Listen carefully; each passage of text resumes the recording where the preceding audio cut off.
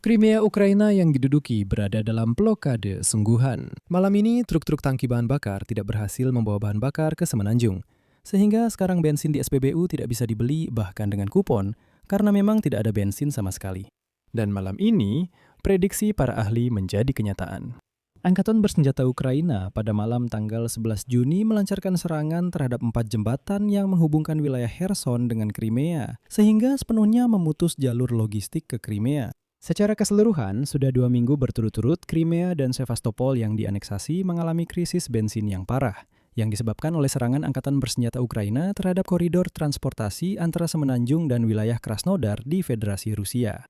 Orang-orang terpaksa mengantre, bahkan di malam hari, dengan harapan mendapatkan bahan bakar atau menunggu saat pembagian kode QR khusus untuk 20 liter bahan bakar per minggu, yang mana kode QR tersebut langsung habis dalam hitungan detik. Namun malam ini bahkan kode QR atau kupon khusus itu pun tidak ada. Dan pihak berwenang pendudukan menyatakan bahwa sayangnya memang tidak akan ada. Dan sekarang, rak-rak toko omong-omong di Crimea juga mulai kosong di depan mata.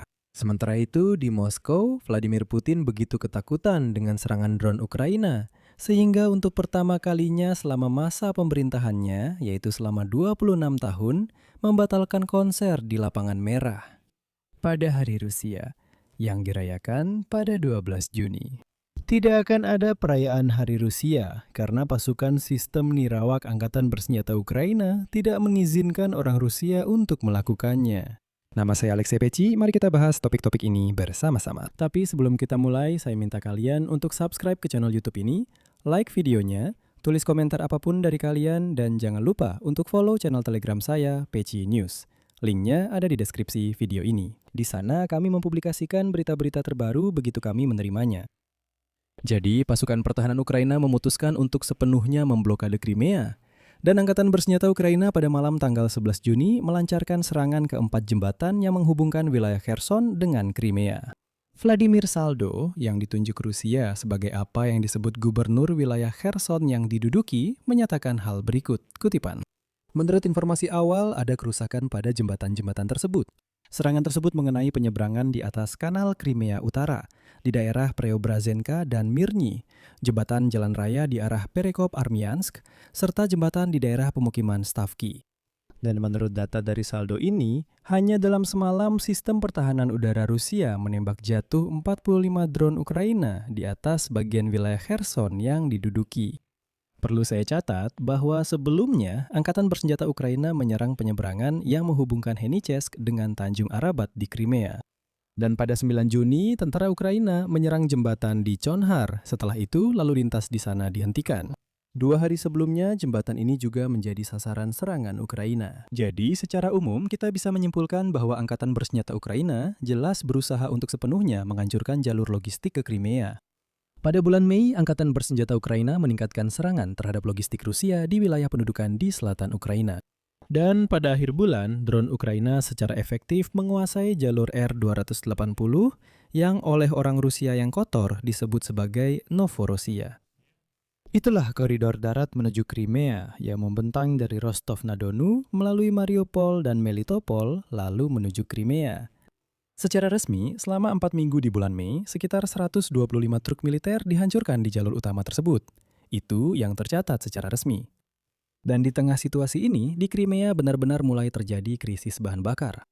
Pihak berwenang yang ditunjuk Rusia memberlakukan batasan penjualan bensin tidak lebih dari 20 liter per orang dalam seminggu. Selain itu, sistem kupon juga diterapkan, namun situasinya terus memburuk. Sejak 6 Juni di Sevastopol, mereka mencoba menerapkan sistem kode QR untuk pengisian bahan bakar mobil. Untuk itu, harus menggunakan bot khusus di aplikasi pesan Max untuk menghasilkan kode di tengah malam. Dan ini wajib dilakukan setelah jam 10 malam dengan mencantumkan nomor polisi mobil dan jenis bahan bakar. Dan tinggal menunggu saja. Menunggu, siapa tahu kamu beruntung dan para penjajah memberikanmu kode QR untuk 20 liter bensin selama seminggu. Akhirnya kode QR seperti ini langsung habis dalam hitungan detik. Semua ini dilakukan di tengah malam. Tapi Angkatan Bersenjata Ukraina memutuskan untuk memperbaiki situasi seperti ini Tidak pantas kalau sampai terjadi kekurangan seperti itu. Dan pada malam tanggal 11 Juni, otoritas pendudukan Rusia menyatakan bahwa sekarang tidak ada lagi bensin untuk warga sipil. Bahkan dengan kupon dan kode QR sekalipun, sama sekali tidak ada. Sekali lagi, bensin benar-benar tidak tersedia untuk orang biasa. Mikhail Raspazaev yang disebut-sebut sebagai gubernur Sevastopol yang dianeksasi dan ditunjuk Moskow, mengumumkan bahwa batch baru kode QR yang memberikan hak kepada penduduk setempat untuk mengisi bensin tidak akan dikeluarkan. Ia menyebutkan alasan utamanya adalah kegagalan pasokan. Truk tangki bensin tidak dapat tiba di kota tadi malam. Dan seperti yang dikatakan Raspazaev, kutipan, tidak ada gunanya mengantri di SPBU, bensin tidak ada.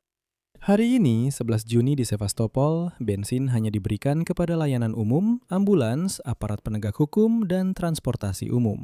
Meskipun BBC hari ini menulis bahwa bahkan bus pun sudah berhenti beroperasi di Crimea karena tidak ada bensin untuk mereka juga. Ya, hanya tersedia untuk aparat penegak hukum, militer, layanan umum, dan ambulans. Itu saja. Krisis bahan bakar di Crimea yang dianeksasi yang sudah berlangsung selama 2 minggu, di tengah blokade yang semakin ketat oleh angkatan bersenjata Ukraina, secara bertahap semakin parah dan mulai memengaruhi tidak hanya para pengemudi boleh dibilang. Di tengah krisis, penduduk semenanjung mulai memborong produk-produk yang tahan lama. Sudah muncul laporan tentang kekurangan gula, gandum, soba, makaroni, garam, dan minyak nabati. Tapi itu belum semuanya. Menurut perhitungan, saya tekankan, media Rusia hingga hari ini sudah tidak kurang dari 25 wilayah Rusia yang mengalami kekurangan bensin dan gangguan pasokan. Saya tekankan, media Rusia. Ini bukan wilayah yang diduduki. 25 wilayah. Selain itu, bensin praktis tidak ada di wilayah Ukraina yang diduduki.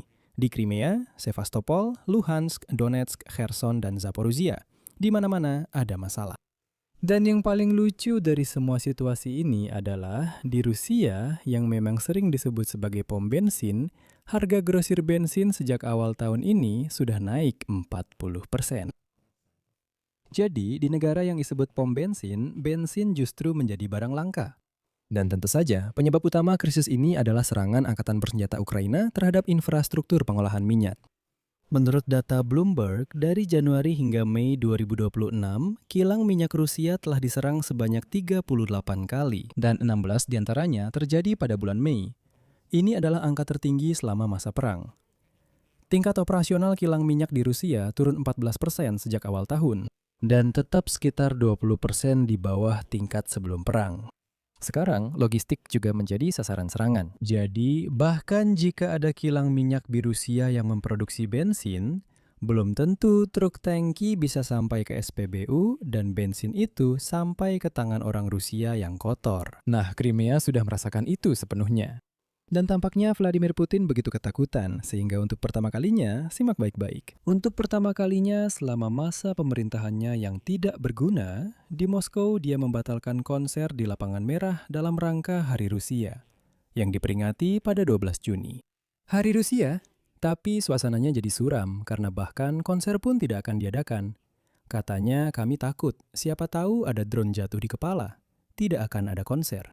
Dan Putin pun takut pada drone dan memerintahkan agar konser di alun-alun itu tidak diadakan. Sebenarnya itu juga keputusan yang benar, karena angkatan bersenjata Ukraina tidak memberikan izin kepada orang-orang Rusia liar untuk merayakan sesuatu di Lapangan Merah. Di sini saya akhiri dulu, jangan lupa subscribe channel ini agar tidak ketinggalan episode berikutnya. Beri like dan tulis pendapat serta kesimpulan kalian di kolom komentar. Itu saja untuk sekarang, jaga diri kalian, sampai jumpa.